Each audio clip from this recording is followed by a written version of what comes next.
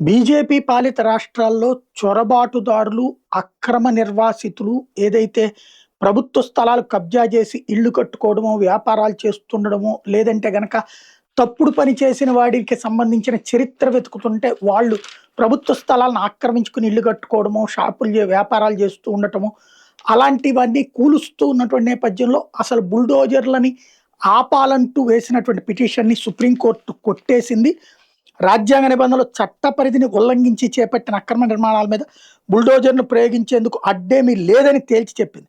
అయితే ఆ కూల్చివేతలు చట్టబద్ధంగా నోటీసులు జారీ చేసి తగిన గడువు ఇచ్చి చేపట్టాలని పేర్కొంది. బుల్డోజర్లతో కూల్చివేతల మీద 2024 నవంబర్‌లో సుప్రీం ఇచ్చిన తీర్పు వివిధ కేసుల్లో నిందితుల ఇళ్ల కూల్చివేతలకు సంబంధించింది మాత్రమేనని తేల్చి చెప్పింది. చట్టాన్ని అమలు చేస్తున్నామని నెపంతో వ్యక్తులను లక్ష్యంగా చేసుకోకూడదన్నదే ఆ తీర్పులోని మార్గదర్శకాల ఉద్దేశమని స్పష్టం చేసింది.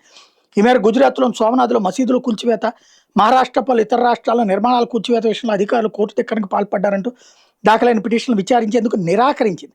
ఈ పిటిషన్లన్నింటినీ ఆయా రాష్ట్రాల హైకోర్టులకు బదిలీ చేసింది. స్థానిక పరిస్థితులు, కేసులో మెరిట్‌ని బట్టి వీలైనంత వరకు 4 నెలల్లో పరిష్కరించాలని హైకోర్టులకు సూచించింది. అయితే హైకోర్టులో సదరు కేసుల విచారణ పూర్తయ్యే వరకు తాము ఇప్పటికే స్టే విధిస్తూ ఇచ్చిన మధ్యంతర రక్షణ కొనసాగుతుందని చెప్పింది. ఈ మేరకు చీఫ్ జస్టిస్ సూర్యకాంత్ నేతృత్వంలో జస్టిస్ జయమాల్యా బాగ్చి, జస్టిస్ వి మోహన్లతో కూడిన ధర్మాసనం గురువారం ఆదేశాలు ఇచ్చింది.